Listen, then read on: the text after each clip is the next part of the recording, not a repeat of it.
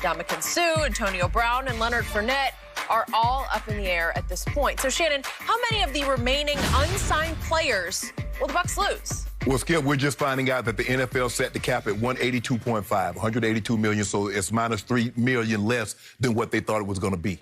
So with that being said, the Buccaneers are now $3 million over the cap. That's without signing Shaq Barrett, Ndamukong Suh, Antonio Brown, Rob Gronkowski. Now, Gronk and Antonio Brown, Skip, I believe they'll sign for less money. Suh is going to take a premium. He played for $8 million last year. It's hard for me to see a scenario in which he wants to take less than $8 million, considering, Skip, Suh had a sack and a half in the Super Bowl.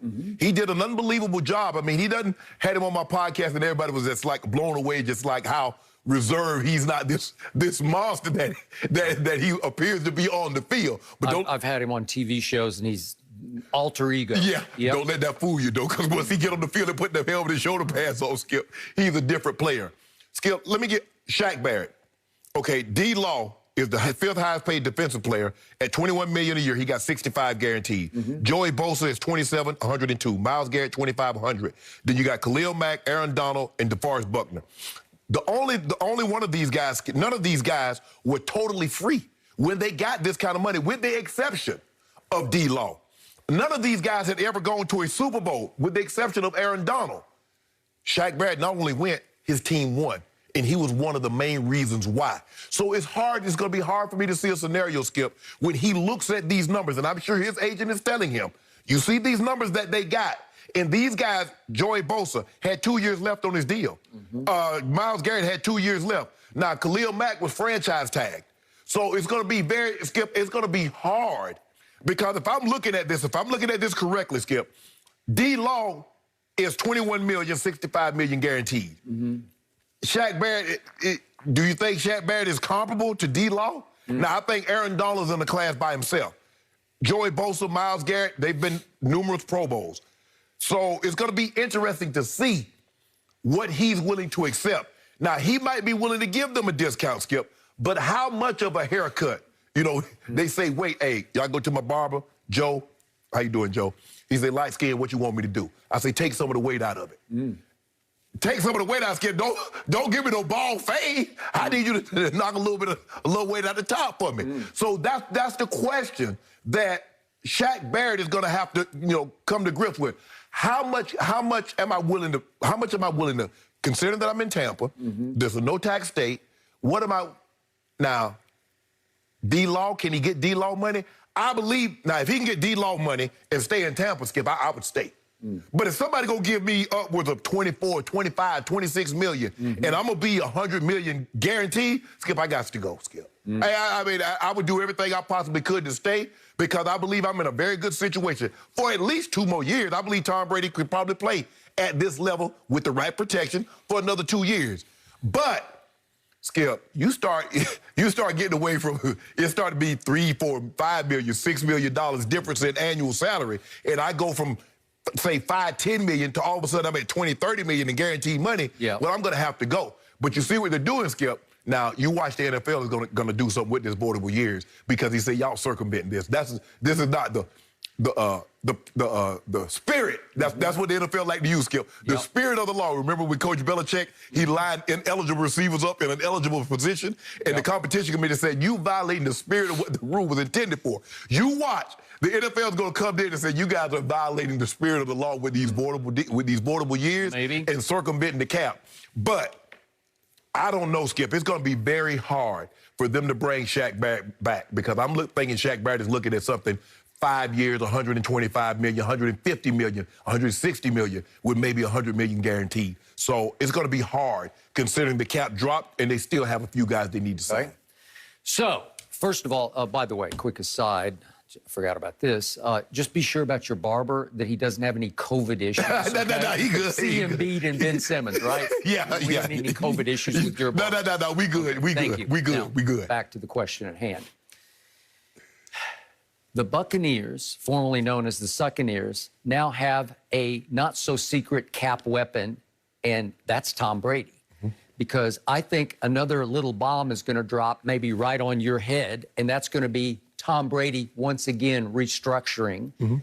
They might extend him out another year. He's got 1 year left on 25 and 25 million. Correct. And they might extend him out maybe 2 more years after that just to shrink his cap hit for next year, right? And again, to me, Tom Brady is now in the mode of taking next to nothing, because what does he care about his salary? Right. He cares about number 8 and number 9. Correct. And I'm sure in his heart of hearts right now, and heck, in the front of his brain, he's thinking, I got a shot at winning 2 more of these. I'm sure he'd love to get to 10, but that seems way out there. Right. But my point is, they're going to have a pretty decent shot of winning next year. Hell, after 1, 7 seemed far out there. I know, it did. I agree. But the point is, he's in the all-time premium position to take next to nothing to play quarterback for the formerly Buccaneers. Because what does he care about his salary? Obviously, he has a wife who commands a lot of money. He's made a ton of money. Right.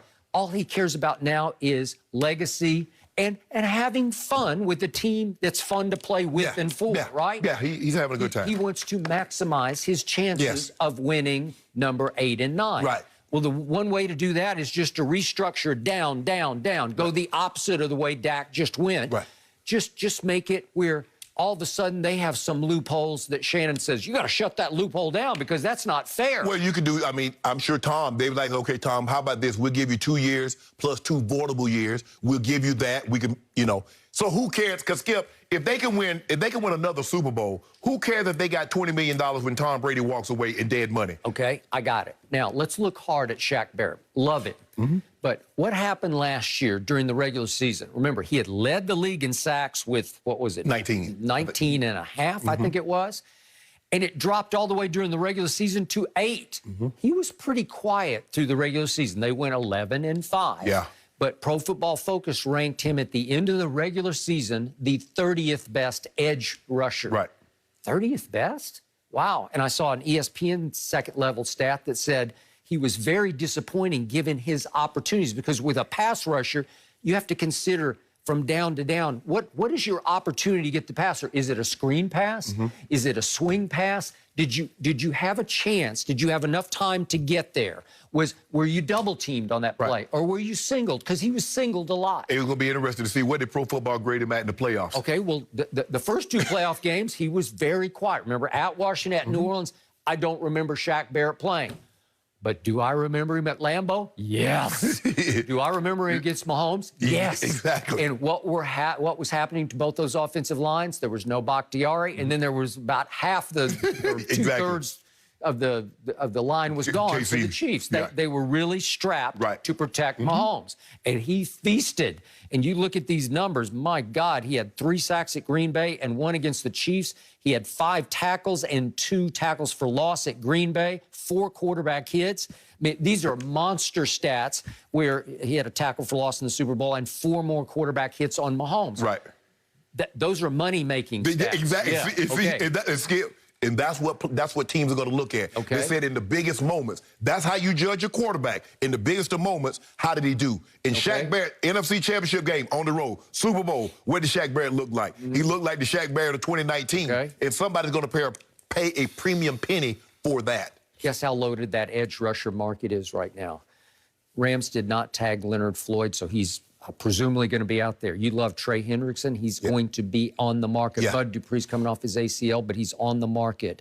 Hassan Reddick, who had just an explosive year last year for Arizona, on the market. And that Romeo Okwara in Detroit, who's kind of under the radar, but very good, is on the market. Well, you throw Shaq into that batch, and all of a sudden, I don't know if he commands quite the attention that you think he should. Well, the question is, if he leaves, is Leonard Floyd in play? Because they play similar position. Because what Shaq can do, Shaq can play with his hand in the dirt, and he can stand up. Because, Skip, you know, in Denver, they based out of a 3-4. So he spent a lot of time with his hand up, and when they went to the 4th down, he put his hand in the dirt. But Shaq can drop in coverage, Skip. I think a lot of the reason why his sacks went down also is Shaq was dropping in coverage. And so, you know, that hurts. He's just not glow. He's not like a Khalil Mack. Khalil Mack might drop, you know, once, twice a game. But Shaq Barrett will spend a lot of time in coverage, or buzz the flat, or buzz the hook. So he did a lot of that. But that being said, the question is, and you named some great guys. Hendrickson, I thought he played well until he got the neck injury. Reddick half of his sacks came in one game. So I'm going to be concerned with that, Skip, because the Giants, he had 5, if I'm not mistaken, 5.5, maybe 6 in that one of his 10.5. So that's going to concern me. But you said it is a heavy market. The question is, over what you've seen, the body of work, who do you trust more? Because remember, Skip, Leonard Floyd, they let him go in Chicago. They did. Okay, I got it. Now let's look at the rest of the Bucs roster. I don't know about Sue. He could be the odd man out. I still believe, because there were reports that Shaq Barrett and company are in earnest talks with the Bucs. Yes. I still believe that they have targeted him to keep him.